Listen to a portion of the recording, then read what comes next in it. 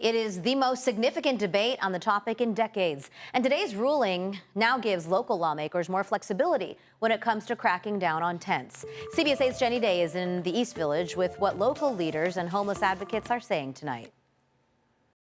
It remains a divided issue. Some local lawmakers are calling it a win, while homeless advocates say it will make things harder for those living here on the street.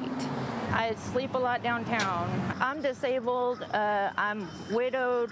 Margot Lee has been homeless for 12 years. I shared the news with her and several others downtown. It's wrong.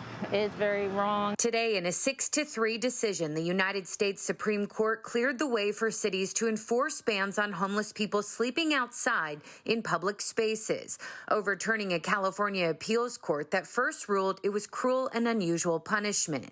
Here's retired Superior Court Judge Laura Halgren. They distinguish between the act of sleeping in the park versus the status of being homeless. The case comes out of Grants Pass, Oregon. The rural town was putting people in jail for up to 30 days and issuing $295 fines after tents started taking over public parks. Today's ruling by the U.S. Supreme Court is the most significant ruling on homelessness in many decades. Mayor Todd Gloria says this ruling gives clarity on how the city can enforce unsafe encampments, but it will not change the strategy on homelessness, including the plan to add more shelter beds at Kettner and Vine.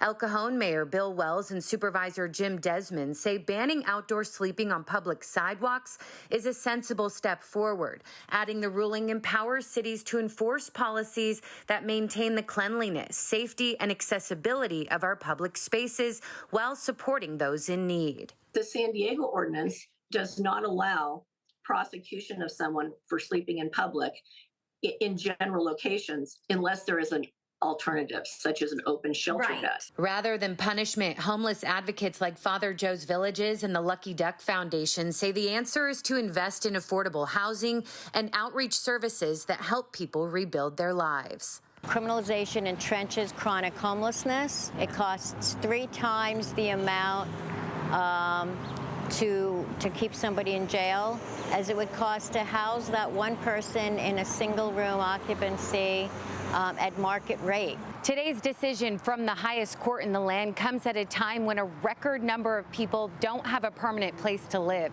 At last check, there are more than 10,000 people experiencing homelessness in San Diego County. Reporting from East Village, Jenny Day, CBS 8.